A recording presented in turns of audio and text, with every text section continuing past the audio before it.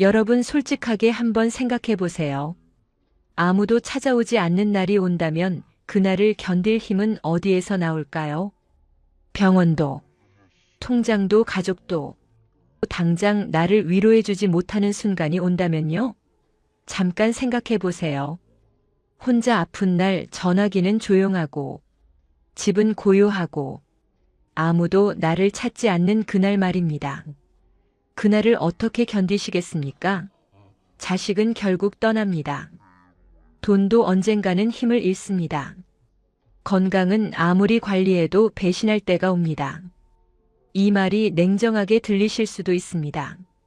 하지만 이건 누구도 피할 수 없는 현실입니다. 자식들은 각자의 삶이 있습니다. 명절에 한 번 보고 전화 한 통 받으면 다행입니다. 돈은 있어도 아플 때 대신 아파주지 못합니다. 건강은 70 넘으면 누구나 어딘가 고장나기 시작합니다. 그렇다면 70대 이후 우리는 무엇을 준비해야 할까요?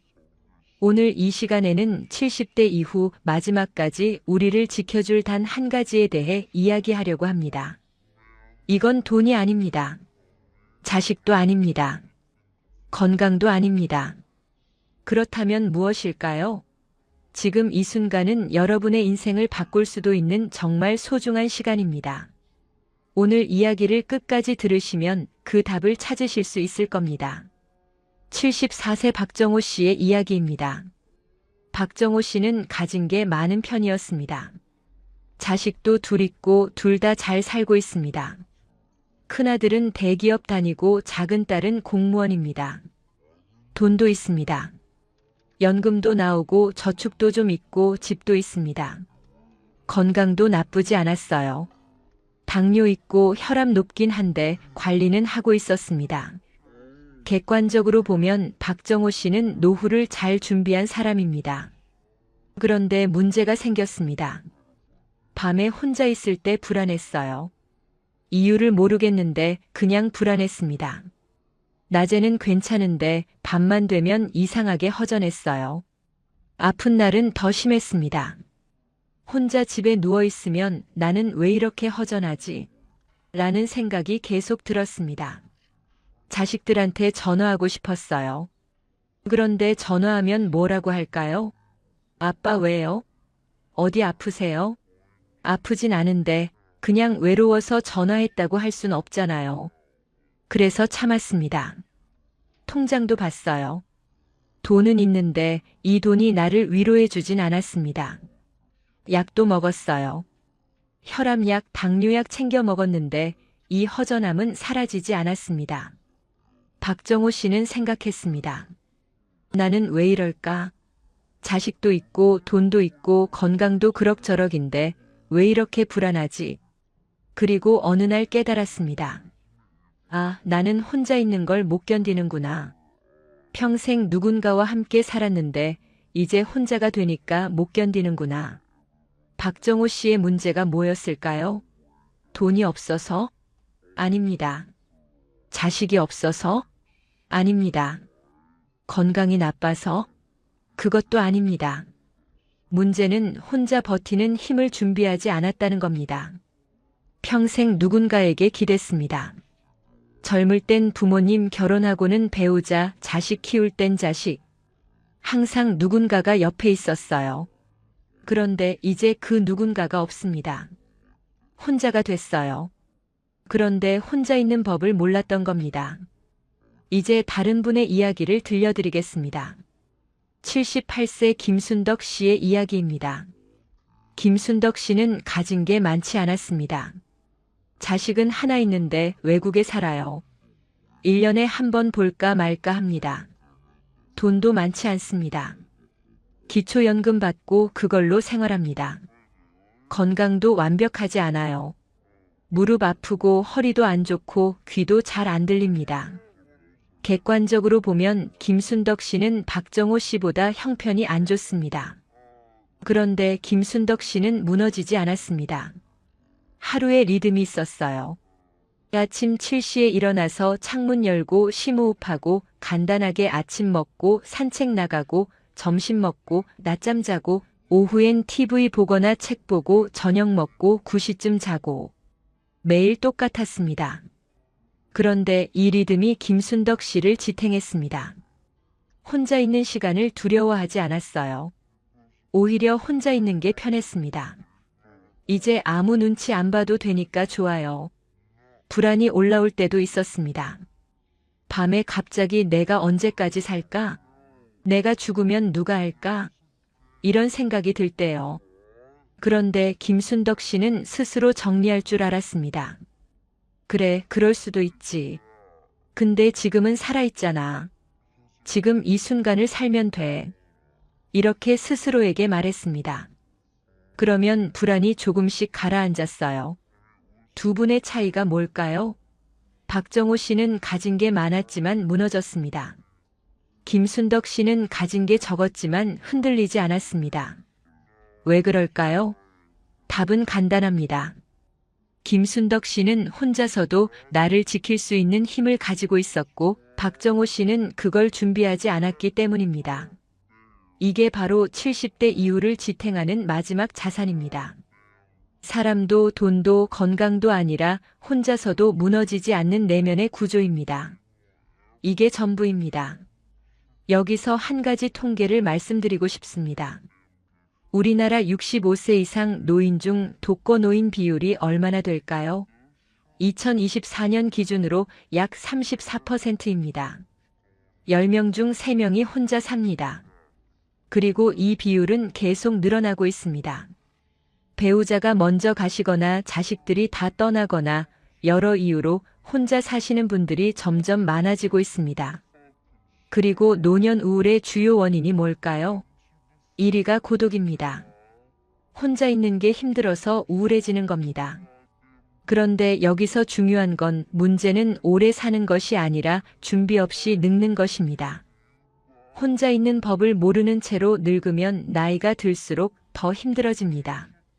자, 그럼 이제 본격적으로 70대가 반드시 준비해야 하는 단 한 가지가 무엇인지 구체적으로 말씀드리겠습니다. 이건 하나의 단어가 아니라 4가지 요소로 이루어져 있어요. 이 4가지를 준비하시면 70대 이후도 무너지지 않으실 수 있습니다. 첫 번째, 혼자 있는 시간을 견디는 힘입니다. 이게 제일 중요합니다. 대부분의 사람들은 혼자 있는 걸 못 견딥니다. 왜냐하면 평생 누군가와 함께 살았기 때문입니다. 학교 다닐 때는 친구들, 직장 다닐 때는 동료들, 결혼하고는 배우자와 자식들. 항상 누군가가 옆에 있었어요. 그런데 70 넘으면 그 사람들이 다 떠납니다. 자식들은 각자 바쁘고 친구들은 아프거나 세상을 떠나거나 배우자도 먼저 갈 수 있어요. 그러면 혼자가 됩니다. 그런데 혼자 있는 법을 모르면 견딜 수가 없습니다. 김순덕 씨는 혼자 있는 법을 알았습니다. 어떻게 배웠을까요? 일부러 연습했습니다. 60대부터요. 60대 때는 아직 자식들이랑도 좀 연락하고 친구들도 좀 만나고 했는데 김순덕 씨는 일부러 혼자 있는 시간을 만들었습니다. 나중에 정말 혼자가 될 수도 있으니까 미리 연습해야지. 이렇게 생각했대요. 그래서 하루에 몇 시간씩은 아무도 안 만나고 전화도 안 하고 그냥 혼자 있었습니다. 처음엔 불안했어요. 이렇게 혼자 있어도 되나? 나 외로운 건 아닌가? 이런 생각이 들었습니다. 그런데 계속 하다 보니 익숙해지더래요. 혼자 있는 게 불편하지 않았어요. 오히려 편했습니다. 여러분도 해보세요. 혼자 있는 시간을 연습하세요. 하루에 딱 1시간만이라도 아무도 안 만나고 전화도 안 하고 그냥 혼자 있어 보세요. 처음엔 불안할 겁니다. 그런데 계속하면 익숙해집니다. 그러면 나중에 정말 혼자가 됐을 때도 견딜 수 있습니다. 두 번째, 외로움을 해석하는 능력입니다. 외로움이 오면 어떻게 하세요? 대부분은 도망칩니다. 전화를 걸거나 TV를 켜거나 집 밖으로 나가거나 외로움을 느끼지 않으려고 애씁니다. 그런데 그건 해결책이 아닙니다. 일시적으로 잊게 해줄 뿐입니다. 전화 끊으면 다시 외롭고 TV 끄면 다시 외롭고 집에 돌아오면 다시 외롭습니다. 진짜 필요한 건 외로움을 해석하는 능력입니다. 외로움이 왔을 때, 아, 나 지금 외롭구나 하고 인정하는 겁니다. 도망치지 말고요. 그리고 이렇게 생각해 보는 거예요. 왜 외롭지? 누가 없어서? 아니면 내가 나를 외롭게 만들고 있나? 김순덕 씨는 외로움이 올 때 이렇게 했습니다. 일단 인정했어요. 그래, 나 지금 외로워. 그리고 가만히 앉아서 그 감정을 느꼈습니다. 도망치지 않았어요. 그냥 느꼈습니다. 그러면 신기한 일이 벌어졌어요.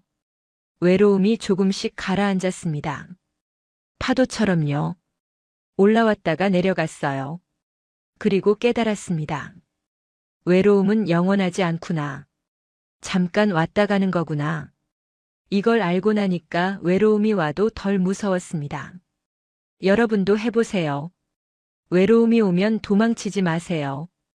일단 인정하세요. 그래, 나 지금 외로워. 그리고 가만히 앉아서 그 감정을 느껴보세요. 파도처럼 올라왔다가 내려갈 겁니다. 그러면 외로움이 덜 무서워집니다.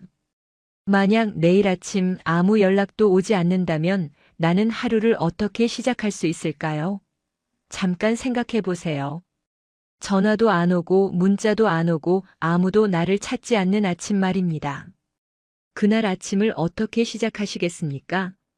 혼자서도 일어나서 씻고 밥 먹고 하루를 시작할 수 있으세요? 이게 중요합니다. 세 번째, 하루를 무너지지 않게 지탱하는 구조입니다. 김순덕 씨한테는 하루의 리듬이 있다고 했죠? 아침 7시에 일어나서 창문 열고 심호흡하고 아침 먹고 산책 나가고 점심 먹고 낮잠 자고 오후엔 TV 보거나 책 보고 저녁 먹고 9시쯤 자는 리듬 말입니다. 이게 바로 하루를 무너지지 않게 지탱하는 구조예요. 이 리듬이 있으면 아무 일이 없어도 하루가 흘러갑니다. 누가 전화 안 해도 누가 찾아오지 않아도 하루는 그냥 흘러가요. 그런데 이 리듬이 없으면 하루가 무너집니다. 아침에 일어나도 뭘 해야 할지 모르고 그냥 TV만 보다가 밥 먹고 또 TV 보고 낮잠 자고 또 TV 보고 이렇게 하루가 흘러가면 하루가 무의미하게 느껴져요. 그러면 우울해집니다. 여러분도 하루의 리듬을 만드세요. 거창할 필요 없어요. 아주 간단하게요. 아침 몇 시에 일어날지, 아침에 일어나면 뭘 할지, 점심은 언제 먹을지, 오후엔 뭘 할지, 저녁은 언제 먹을지, 몇 시에 잘지. 이것만 정해도 됩니다. 그리고 매일 그대로 하세요. 그러면 하루가 무너지지 않습니다. 네 번째, 기대가 사라진 뒤에도 살아갈 이유입니다. 이게 제일 어렵습니다. 젊을 땐 기대가 많았어요. 언젠가 성공하겠지, 자식이 잘 되겠지, 행복해지겠지. 이런 기대들이 우리를 살게 했습니다. 그런데 70 넘으면 기대가 사라집니다. 더 이상 성공할 일도 없고 자식은 이미 다 컸고 행복은 아직도 안 왔고 그러면 이제 뭘 위해 살지? 라는 생각이 듭니다. 이게 제일 위험합니다. 살아갈 이유가 없다고 느끼면 우울해지고 무기력해지고 삶의 의욕이 사라집니다. 김순덕 씨는 이렇게 생각했습니다. 나는 이제 기대 안 해요. 대신 지금 이 순간을 살아요. 오늘 아침 창문 열었을 때 바람이 시원했어요. 그게 좋았어요. 오늘 점심 먹었을 때 된장찌개가 맛있었어요. 그것도 좋았어요. 오늘 산책 나갔을 때 꽃이 피었더라고요. 그것도 좋았어요. 이런 작은 것들이 내가 살아갈 이유예요. 기대가 아니라 현재를 사는 겁니다. 지금 이 순간에서 작은 만족을 찾는 거예요. 그게 바로 기대가 사라진 뒤에도 살아갈 이유입니다. 여러분도 해보세요. 기대하지 마세요. 대신 지금 이 순간에서 작은 만족을 찾아보세요. 오늘 아침 공기가 좋았다. 오늘 밥이 맛있었다. 오늘 날씨가 좋았다. 이런 작은 것들을 발견해 보세요. 그게 쌓이면 살아갈 이유가 됩니다. 누군가가 없어도 나는 나를 붙잡을 수 있을까요? 잠깐 생각해 보세요. 자식도 없고 배우자도 없고 친구도 없는 날 말입니다. 그날 나는 나를 붙잡을 수 있을까요? 이게 70대 이후 가장 중요한 질문입니다. 자, 이제 실천 파트로 넘어가겠습니다. 어떻게 하면 이 네 가지를 준비할 수 있을까요? 구체적으로 말씀드리겠습니다. 첫째, 혼자 있는 시간을 연습하세요. 오늘부터 하루에 1시간씩 아무도 안 만나고 전화도 안 하고 그냥 혼자 있어 보세요. 처음엔 불안할 겁니다. 괜찮습니다. 계속하세요. 한 달만 하면 익숙해집니다. 둘째, 외로움이 왔을 때 도망치지 마세요. 인정하세요. 그래, 나 지금 외로워. 그리고 가만히 앉아서 그 감정을 느껴보세요. 파도처럼 올라왔다가 내려갈 겁니다. 셋째, 하루의 리듬을 만드세요. 아침 몇 시에 일어날지, 아침에 뭘 할지, 점심은 언제 먹을지, 오후엔 뭘 할지, 저녁은 몇 시에 먹을지, 몇 시에 잘지. 이것만 정하세요. 그리고 매일 그대로 하세요. 넷째, 기대하지 마세요. 대신 지금 이 순간에서 작은 만족을 찾아보세요. 오늘 무엇이 좋았는지 하나씩 발견해 보세요. 그리고 한 가지 더 중요한 게 있습니다. 이 나이엔 이 정도면 충분하다는 기준을 세우세요. 우리는 평생 더 잘해야지, 더 가져야지, 더 되어야지 이렇게 살았습니다. 그런데 70 넘으면 이제는 이 정도면 충분해라고 말할 수 있어야 합니다. 자식이 1년에 한 번 찾아오면 충분합니다. 돈이 기초연금 정도면 충분합니다. 건강히 걸을 수 있을 정도면 충분합니다. 이렇게 기준을 낮추세요. 그러면 마음이 편해집니다. 자식도 돈도 건강도 결국은 보조수단입니다. 있으면 좋고 없어도 살 수 있어야 합니다. 마지막까지 남는 것은 혼자서도 나를 지킬 수 있는 힘입니다. 그 힘은 타고나는 게 아니라 지금부터 준비하는 것입니다. 박정호 씨는 74세가 되어서야 깨달았습니다. 너무 늦었습니다. 이미 혼자가 된 뒤에 혼자 있는 법을 배우려니까 힘들었어요. 김순덕 씨는 60대부터 준비했습니다. 그래서 78세가 된 지금도 흔들리지 않습니다. 여러분은 언제 준비하시겠습니까? 박정호 씨는 지금 77세가 됐습니다. 여전히 밤에는 불안합니다. 그런데 예전보다는 나아졌어요. 조금씩 혼자 있는 법을 배우고 있습니다. 김순덕 씨는 81세가 됐습니다. 여전히 혼자 삽니다. 자식은 여전히 외국에 있고 돈도 많지 않고 건강도 예전 같지 않습니다. 그런데 무너지지 않습니다. 하루에 리듬이 있고 혼자 있는 게 편하고 외로움이 와도 견딜 수 있고 지금 이 순간에서 만족을 찾습니다. 그게 김순덕 씨를 지탱하고 있습니다. 여러분의 70대 이후는 어떻게 되실까요? 준비 없이 맞이하시겠습니까? 아니면 지금부터 준비하시겠습니까? 선택은 여러분의 몫입니다. 다만 한 가지는 분명합니다. 준비한 사람과 준비 안 한 사람의 노년은 완전히 다릅니다. 준비한 사람은 혼자가 되어도 무너지지 않습니다. 준비 안 한 사람은 모든 게 있어도 불안합니다. 여러분은 지금 70대 이후를 위해 무엇을 준비하고 계신가요? 마지막까지 나를 지켜줄 단 한 가지 떠오르셨나요? 오늘 이 시간이 여러분에게 작은 각성이 되었기를 바랍니다. 아, 이건 지금 준비해야겠구나라는 생각이 드셨다면 오늘부터 시작하세요. 늦지 않았습니다. 지금 시작하면 됩니다. 여러분은 어떤 것을 시작하고 싶으신가요? 그 의지를 댓글로 적어주시고 조금이나마 변화하는 인생을 경험하시길 바랍니다. 귀한 시간 여기까지 들어주셔서 감사합니다. 여러분의 노년이 준비된 노년이 되기를 진심으로 바라며 지금까지 황금노후였습니다.